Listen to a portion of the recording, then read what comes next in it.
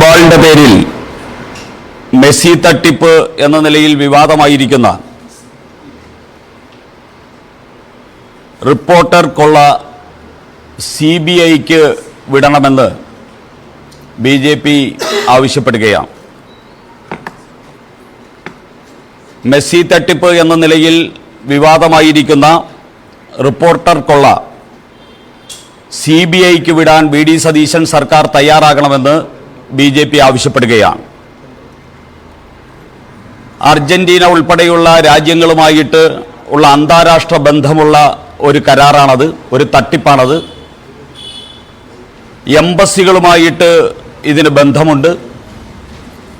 അതുപോലെ തന്നെ മറ്റു സംസ്ഥാനങ്ങളുമായിട്ടും ഇതിന് ബന്ധമുണ്ട്.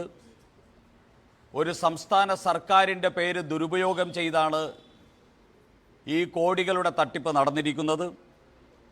മാത്രമല്ല, ഇതിൽ അതീവ ഗൗരവമായിട്ടുള്ളൊരു കാര്യം, കേരളം ഭരിച്ച മുഖ്യമന്ത്രി പിണറായി വിജയനും മാർക്സിസ്റ്റ് പാർട്ടിക്കും ഈ റിപ്പോർട്ടറുമായിട്ട് ചേർന്നുള്ള കൊള്ളയിൽ പങ്കുണ്ട്, അതിലെ പങ്കാളികളാണ്.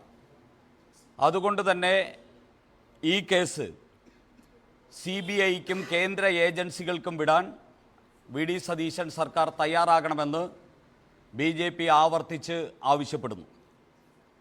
ശബരിമല ഡീല് പോലെ പിണറായി വിജയനെയും മാർക്സിസ്റ്റ് പാർട്ടിയെയും രക്ഷിക്കാനായിട്ട് ഇത് ഡീലാക്കരുത്, ഒത്തുകളിക്കരുത് എന്നും ശ്രീ VD സതീശനോട് ആവശ്യപ്പെടുകയാണ്. അങ്ങനെയാണല്ലോ സാധാരണ നടക്കുന്നത്. രാഹുൽ ഗാന്ധി ഇടപെട്ട് ഇന്ത്യ സഖ്യത്തിൻ്റെ ഘടകകക്ഷികളാണല്ലോ നമ്മുടെ CPM. അതുകൊണ്ട് അവർക്കെതിരെ അങ്ങനെയുള്ള അന്വേഷണമൊന്നും വേണ്ട, കേന്ദ്ര ഏജൻസിയൊന്നും ഉൾപ്പെടുത്തണ്ട എന്നുള്ള ഉപദേശം VD സതീശന് കിട്ടുകയും അതിനെ സംബന്ധിച്ചുള്ള ചില ഡീലുകളുമാണ് കേരളത്തിൽ ഇടതും വലതുമായിട്ട് നടന്നുകൊണ്ടിരിക്കുന്നത്. അതുകൊണ്ട് VD സതീശൻ പിണറായി വിജയനുമായിട്ട് ഡീലുണ്ടാക്കി ഈ റിപ്പോർട്ടർ കൊള്ള അല്ലെങ്കിൽ മെസ്സി തട്ടിപ്പ് അത് പൂഴ്ത്തിവെക്കരുത്, അത് അട്ടിമറിക്കരുത് എന്നും കൂടി BJP ആവശ്യപ്പെടുകയാണ്. മാത്രമല്ല, ഇതിൻ്റെ പേരിൽ GST തട്ടിപ്പ് നടന്നിരിക്കുന്നു എന്ന് ബോധ്യം വന്നിരിക്കുന്നു. ആ GST തട്ടിപ്പിനെ സംബന്ധിച്ച് ക്രിമിനൽ കേസെടുക്കാൻ തയ്യാറാകണം. ആ ക്രിമിനൽ കേസ് എടുത്ത് പ്രതികളെ അറസ്റ്റ് ചെയ്യാൻ ഉൾപ്പെടെയുള്ള കാര്യങ്ങളിൽ സർക്കാർ മുന്നോട്ട് പോകണം എന്നും സംസ്ഥാന സർക്കാരിനോട് BJP ആവശ്യപ്പെടുന്നു. മുൻ മുഖ്യമന്ത്രിയുടെ മുമ്പിൽ ഇതിലെ ഇടനിലക്കാരന് 19ഓളം കേസുകളുണ്ടെന്നും അത് പലതും വഞ്ചനാക്കുറ്റം ഉൾപ്പെടെയുള്ള കേസുകളാണെന്നും ദുരൂഹമായിട്ടുള്ള സാമ്പത്തിക ഇടപാടുകൾ ഇതിൻ്റെ പിന്നിലുണ്ടെന്നും അന്താരാഷ്ട്ര ഏജൻസികളുമായിട്ടുള്ള ബന്ധം കാരണം ഇത് കേന്ദ്ര സർക്കാർ ഇടപെടാൻ സാധ്യതയുണ്ടെന്നും ഉള്ള അതിഗൗരവത്തിലുള്ള റിപ്പോർട്ടുകൾ മുഖ്യമന്ത്രിയുടെ കയ്യിൽ കിട്ടിയിട്ടും ഈ കൊള്ളയ്ക്ക് മുൻ മുഖ്യമന്ത്രി ശ്രീ പിണറായി വിജയനും മാർക്സിസ്റ്റ് പാർട്ടിയും കൂട്ടുനിന്നത് ഈ കൊള്ളയുടെ മുതൽ മാർക്സിസ്റ്റ് പാർട്ടിക്കും മുൻ മുഖ്യമന്ത്രിയുടെ സ്വന്തക്കാർക്കും കിട്ടിയിട്ടുള്ളതാണ് എന്നുള്ള കാര്യത്തിൽ സംശയമില്ല.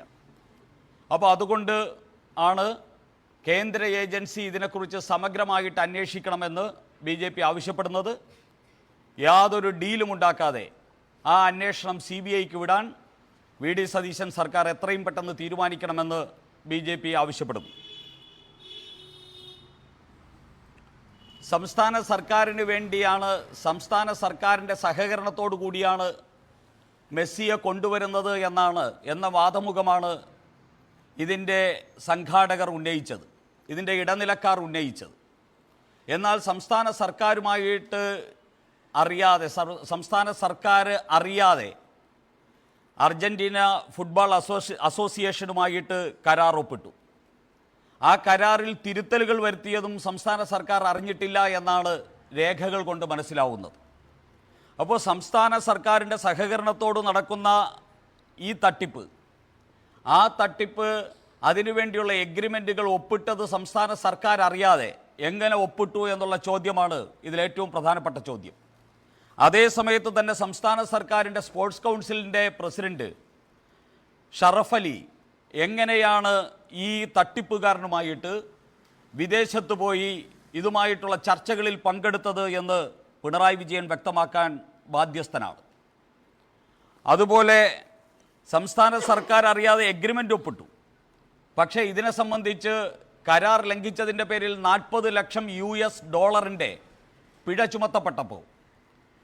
ചുമത്തപ്പെട്ടപ്പോൾ ഇവിടുത്തെ മുഖ്യമന്ത്രിയും എല്ലാവരും ഉണർന്ന് പ്രവർത്തിച്ചു.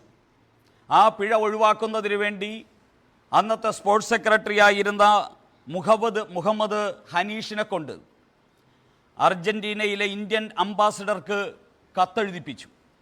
ആ കത്തെഴുതിപ്പിച്ചതിൽ പറയുന്നത് സംസ്ഥാനത്തിൻ്റെ സാമ്പത്തിക പ്രതിസന്ധി കണക്കിലെടുത്ത് ഇതിനെ സംബന്ധിച്ച് വരുന്ന ഈ പിഴ സംസ്ഥാന സർക്കാരിനെ ഗുരുതരമായിട്ട് ബാധിക്കും എന്നാണ് പറഞ്ഞിരിക്കുന്നത്. ഈ റിപ്പോർട്ടർ കൊള്ളയിൽ പിഴ വന്നാൽ അതെങ്ങനെ സംസ്ഥാന സർക്കാരിനെ ബാധിക്കുമെന്ന് പിണറായി വിജയൻ ഇനിയെങ്കിലും പറയാൻ ബാധ്യസ്ഥരാണ്. അതുകൊണ്ട് മാർക്സിസ്റ്റ് പാർട്ടിക്കും പിണറായി വിജയനും ഈ കൊള്ളയിൽ നിന്ന് ഒഴിഞ്ഞുമാറാൻ സാധ്യമല്ല. ഈ കൊള്ളയെ സംബന്ധിച്ച് സമഗ്രമായിട്ടുള്ള കേന്ദ്ര ഏജൻസിയുടെ അന്വേഷണം ആവശ്യമാണ്. ആ ആവശ്യം ഉന്നയിച്ചുകൊണ്ട് BJP അടരാടും. BJP ആ ആവശ്യം മുന്നോട്ട് വെച്ചുകൊണ്ടുള്ള എല്ലാ നടപടികളുമായി മുന്നോട്ട് പോകുമെന്ന് അറിയിക്കുകയാണ്. അതോടൊപ്പം നാളെ രാജ്യത്ത് 80ാമത് സ്വാതന്ത്ര്യ ദിനമാണ്. ആ സ്വാതന്ത്ര്യ ദിനത്തിൽ വന്ദേമാതരം പാടണോ എന്നുള്ള കാര്യത്തിൽ കേരളത്തിൽ അധികാരത്തിലിരിക്കുന്ന VD സതീശന് ഇപ്പോഴും ഒരു നിശ്ചയം വന്നിട്ടില്ല. ബഹുമാന്യനായിട്ടുള്ള VD സതീശനോട് ഞങ്ങൾക്ക് പറയാനുള്ളത്, കേരളം ഭരിക്കുന്നത് പാണക്കാട്ട് തങ്ങളല്ല. ബഹുമാനപ്പെട്ട VD സതീശനോട് ഞങ്ങൾക്ക് പറയാനുള്ളത്, കേരളത്തിൽ നിലനിൽക്കുന്ന നിയമം ശരീഅത്ത് നിയമവുമല്ല.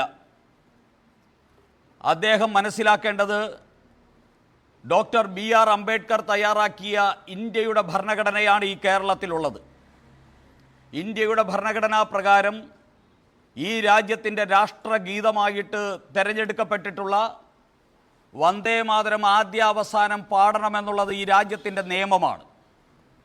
ആ നിയമം അതേപടി പാലിക്കാൻ കേരളത്തിൻ്റെ മുഖ്യമന്ത്രി തയ്യാറാവുകയാണ് വേണ്ടത്.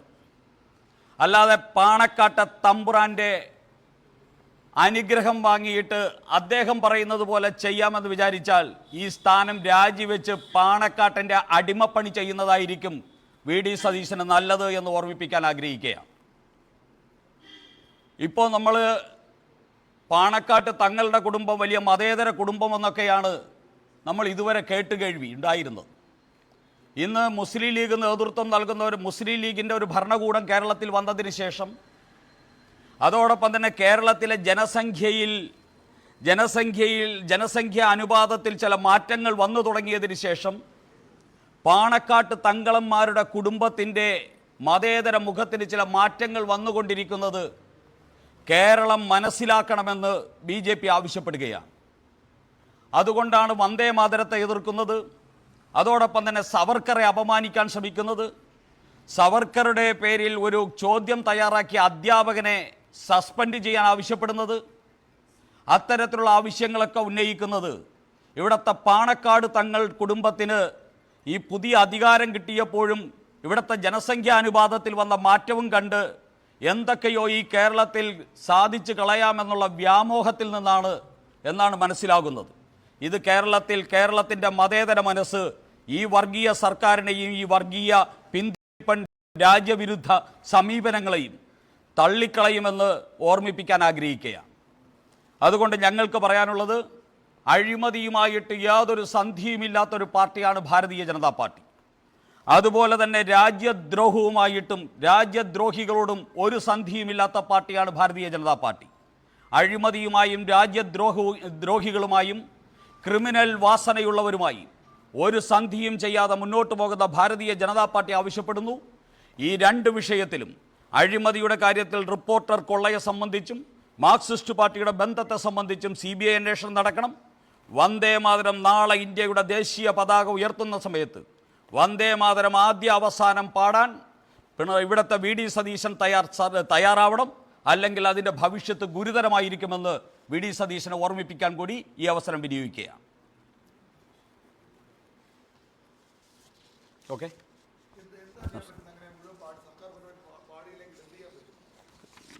15-ാം തീയതി കഴിഞ്ഞ് നമ്മൾ കാണുമല്ലോ, നമുക്ക് നോക്കാം. അതെ, 15-ാം തീയതി കഴിഞ്ഞ് ഇന്നിപ്പോൾ പറയാനുള്ളത് പറഞ്ഞു. ഇനി 15-ാം തീയതി കഴിഞ്ഞ് നമുക്ക് അടുത്ത് പറയാം.